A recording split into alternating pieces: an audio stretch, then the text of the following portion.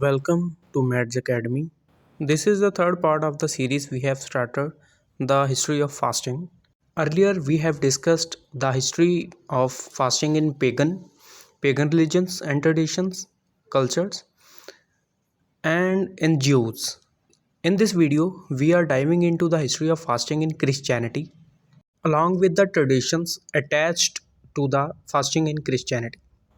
अहदनामा जदीद या new testament में फास्टिंग के लिए जो वर्ड यूज़ हुआ है वो ग्रीक वर्ड नेस्टियो है, जिसका मतलब है एब्सटेनिंग फ्रॉम ईटिंग और अदर एक्टिविटीज़, और फास्टिंग और या रोज़ा। क्रिश्चियनिटी या मसीहियत में रोज़ा यहूदियत ही से मुतासिर है या यहूदियत ही की एक्सटेंशन है। जिस तरह यौम कपूर है उसको मनाया जाता है और उसमें रोज़ा रखा जाता है लंबा, सेम उसी तरह क्रिश्चियनिटी में भी 8 पहर या 24 घंटे का रोज़ा ऑब्ज़र्व किया जाता है। हिस्टोरिकली क्रिश्चियन या मसीही रोज़े को 4 अदवार में तकसीम किया जा सकता है, जिसमें पहली जो आ जाती है अर्ली चर्च या अर्ली क्रिश्चियनिटी जो 1 से 4वीं सदी तक है। दूसरा मिडाइवल पीरियड आ जाता है जो 5 से 15वीं सदी तक है। तीसरा जो रिफॉर्मेशन है, पोस्ट रिफॉर्मेशन, और 5वां मॉडर्न क्रिश्चियन फास्टिंग आ जाती है जो कि 19वीं सदी से लेकर अभी तक गिना जाता है।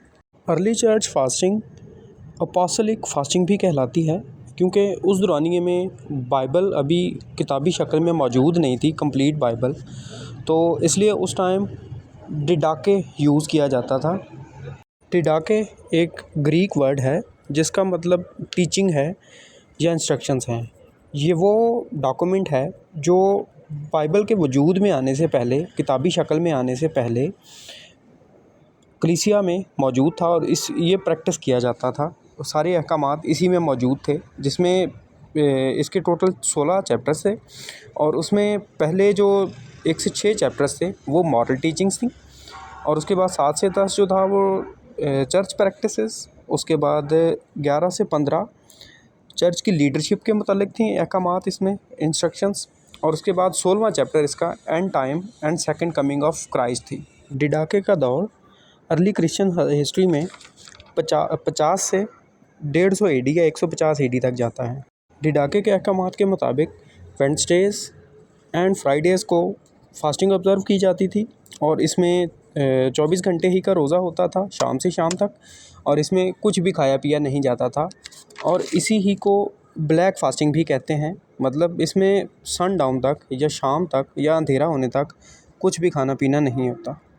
इसके बाद टर्टुलियन और ओरिजन की या ओराइगन की काउंसिल्स आती हैं, जो कि टर्टुलियन का दौर 160 से 220 एडी तक, और ओराइगन या ओरिजन का 184 से 253 एडी तक का जाता है। और इन काउंसिल्स का मकसद ये था कि रोज़े को बॉडीली डिज़ायर्स या जिस्मानी ख्वाहिशात को कंट्रोल करने के लिए रोज़ा रखा जाए। इसके बाद 325 एडी में काउंसिल ऑफ निकाया बैठती है, जो कि लेंटन सीज़न का आगाज़ करती है, मतलब 40 दिन का रोज़ा करती है, जो कि मसीह यसू के रोज़े से मुशाबत रखता है या मुस्तार लिया गया है।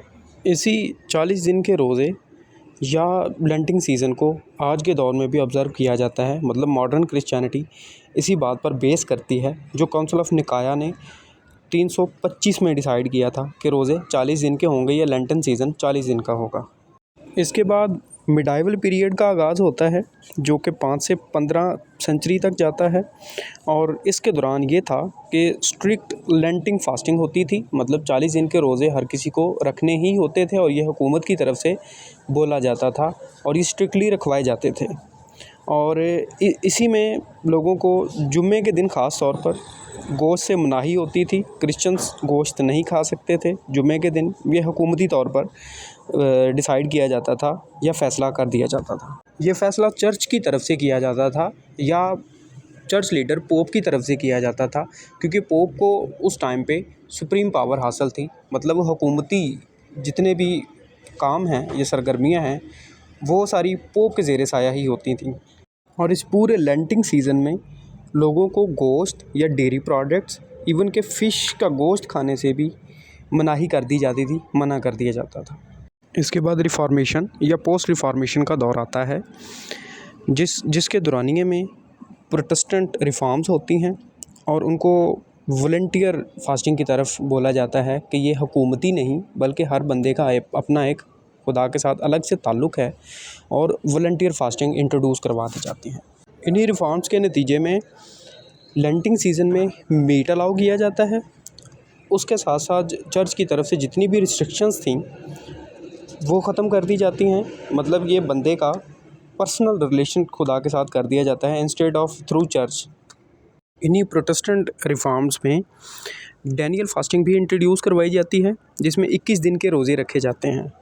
जिस तरह डैनियल ने 21 दिन के रोज़े रखे थे, सेम उसी को लेकर डैनियल फास्टिंग भी इंट्रोड्यूस करवाई जाती हैं जिसमें 21 दिन के रोज़े रखे जाते हैं। इसके बाद काउंसिल ऑफ ट्रेंट होती है जो 1545 से 1563 तक रहती है और उसके दौरान कैथोलिक चर्च जो है वो दोबारा से जो फास्टिंग ट्रेडिशंस थी जो 5 से 15 तक थी, 5 सेंचुरी से 15 सेंचुरी तक थी, वही दोबारा से लागू कर देता है और उसी के मुताबिक फास्टिंग्स होना शुरू हो जाती हैं। मतलब जो कैथोलिक हैं वो उसी के मुताबिक फास्टिंग्स अपनी रीएस्टैब्लिश कर लेते हैं। इसके बाद मॉडर्न क्रिश्चियन फास्टिंग आ जाती है जो कि 19वीं सदी से लेकर अभी तक मौजूद है। इसमें खाने पीने की चीज़ों से मनाही के साथ साथ मतलब खाने पीने की चीज़ें नहीं खानी रोज़े के दौरान में, उसके साथ साथ जदीद दौर की सहूलियात या फैसिलिटीज़ भी आ जाती हैं जिसमें मोबाइल का इस्तेमाल या सोशल मीडिया वगैरह है तो उसको तर्क कर दिया जाता है या उससे परहेज़ कर लिया जाता है। ये मॉडर्न क्रिश्चियन फास्टिंग का एक हिस्सा है। इन शॉर्ट क्रिश्चियन फास्टिंग या क्रिश्चियन रोज़ा मसीही रोज़ा 24 घंटे का है और ये शाम से शाम तक या गुरूब आफ्ताब से गुरूब आफ्ताब तक जाता है और इस 24 घंटों के दौरान में कुछ भी खाना या पीना नहीं होता। Thank you for staying tuned with Mads academy. अगर आपको मज़ीद किसी टॉपिक पे वीडियो चाहिए तो आप कमेंट सेक्शन में हमें बता सकते हैं। हमारी पूरी कोशिश रहेगी कि जल्द से जल्द आप तक वो video with authentic knowledge and information पहुँचाई जाए।